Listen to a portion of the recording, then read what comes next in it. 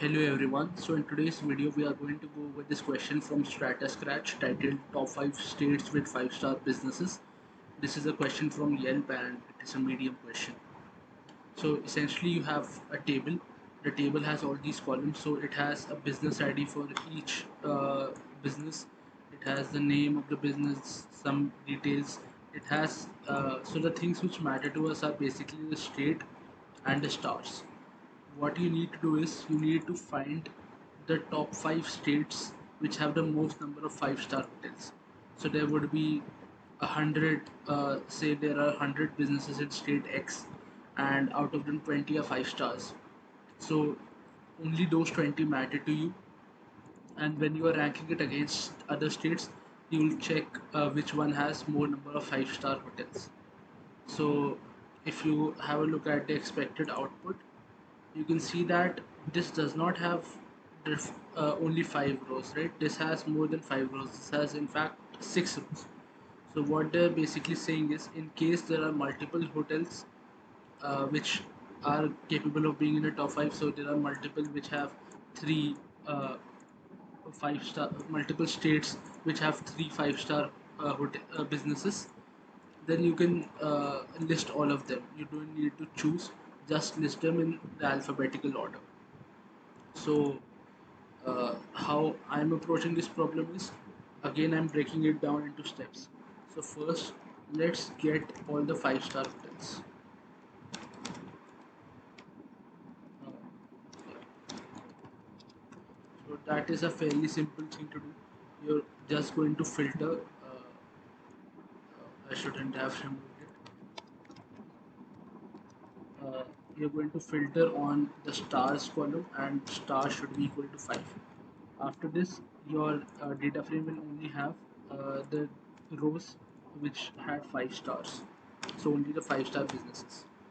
Next, what you can do is you can group by the state and get the counts.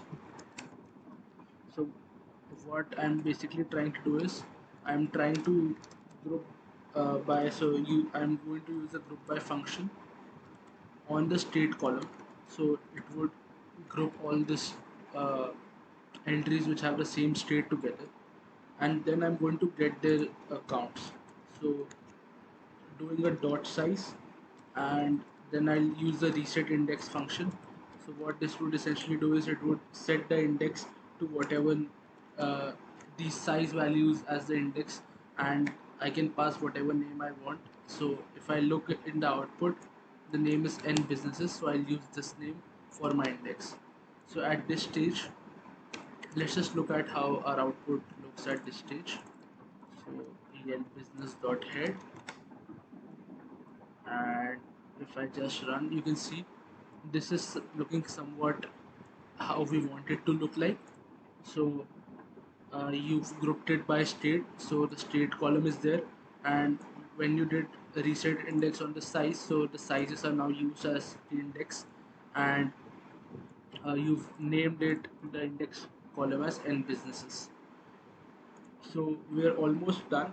Now what we need to do is, I'm going to sort my data frame. So sort, let, let's just write Yelp businesses, and how I'm going to sort it is by using the sort values function. Now I need to sort it on the basis of two things. I want to sort it by n businesses, so the higher it is, uh, the more, so it should be in descending order according to n businesses, and it should be in ascending order according to state. So if there is conflict, then the alphabetical order is followed for state. So I can just pass both of these parameters directly here. So n businesses, for that ascending is false, but for state ascending is true. So this has now sorted. uh, Finally, I just need to pick up the top 5 largest, right? So there are many ways to do this. What I'm going to do is use this n largest function. So pick the top 5, and at this point I can just use that as well.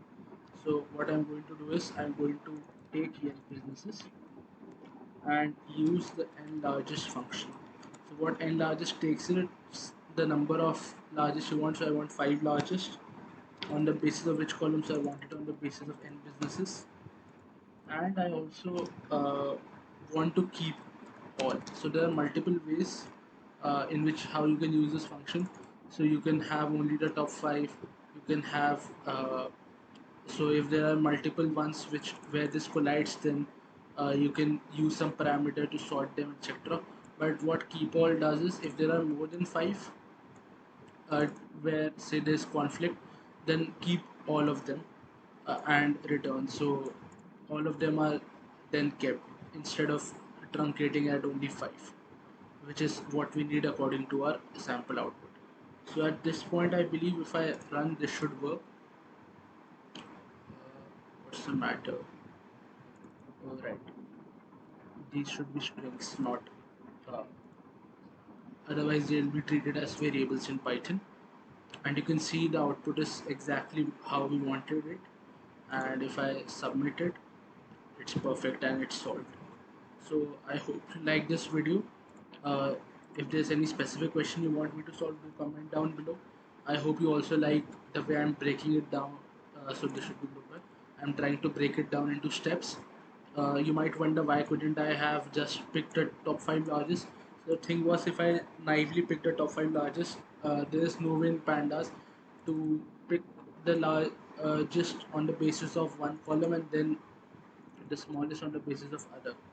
So I want them in the sorted order, right, of the state if there is any conflict. That can't be done directly here. So thank you guys for joining in. Hope to see you again next time as well.